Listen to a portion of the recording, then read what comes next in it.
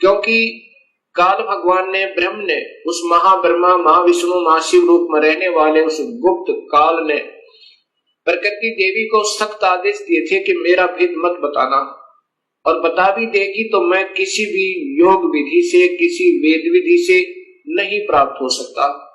मैं किसी को आकार रूप में कभी दर्शन नहीं दूंगा, अपने वास्तविक स्वरूप में कभी दर्शन नहीं दूंगा, अर्थात मेरे लोक में ये कोई नहीं आ सकता। तो प्रकृति देवी इसलिए कहा करती थी कि बेटा तुम्हारा कोई बाप नहीं, कोई मां नहीं, मैं ही तुम्हारा पिता, मैं ही तुम्हारी मां हूं। जब ब्रह्मा ने पढ़ा कि वेदों में लिखा है कि परमात्मा कोई और है, सृष्टि रचनहार, और उसको पाया जा सकता है ओम नाम के जाप तय, ऐसा उसने सोचा कि ओम का नाम लिखा है और ध्यान लगाऊंगा, मेडिटेशन को अधिक करूंगा, प्रभु प्राप्ति होगी। तब ब्रह्मा ने कहा कि मां आप कहा करती थी कि हमारा कोई पिता नहीं, वेदों में लिखा है कि परमात्मा आकार में है और वही पूर्ण परमात्मा ही सारी सृष्टि का रचनहार है।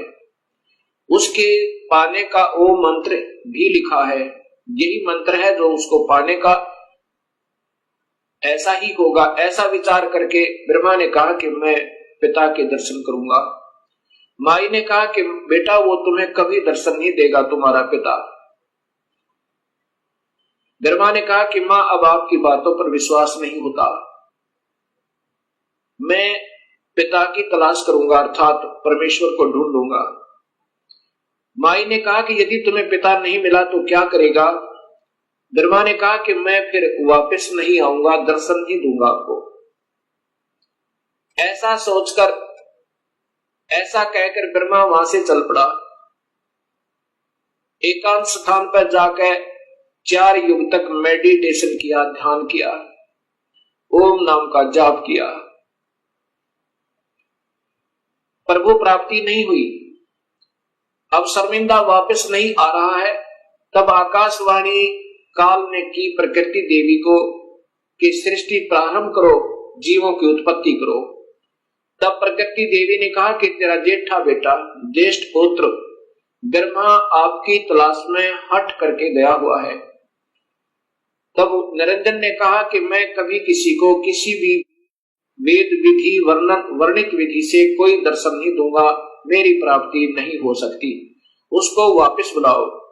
तब प्रकृति देवी ने अपनी शब्द शक्ति से एक लड़की उत्पन्न की, उसका नाम गायत्री रखा और कहा बेटी जा ब्रह्मा को समाधि से उठा कर ला, उसको कहना कि तेरे बिना सृष्टि रचना अधूरी है और आप वापस चलिए।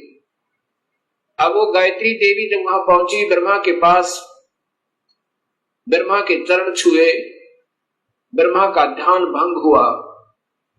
तब उसने देखा कि सामने एक लड़की खड़ी है।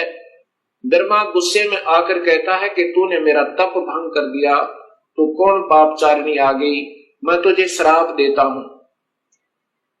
तब उस गायत्री ने कहा कि पहले मेरी बात सुन लो और फिर मेरा दोष हो तो मुझे श्राप देना।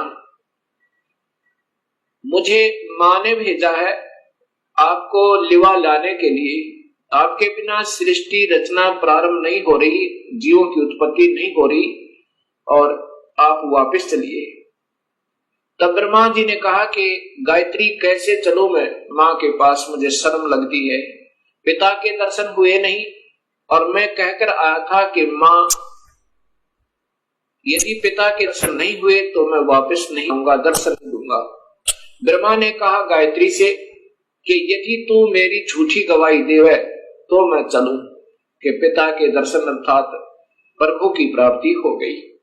गायत्री ने कहा कि एक और गवाह तैयार करते हैं। गायत्री ने अपनी सब शक्ति से एक और लड़की उत्पन्न की, उसका नाम कौपवती रखा। दोनों ने ब्रह्मा की झूठी गवाही देने की स्वीकृति दे दी। तीनों के तीनों माता के पास प्रकृति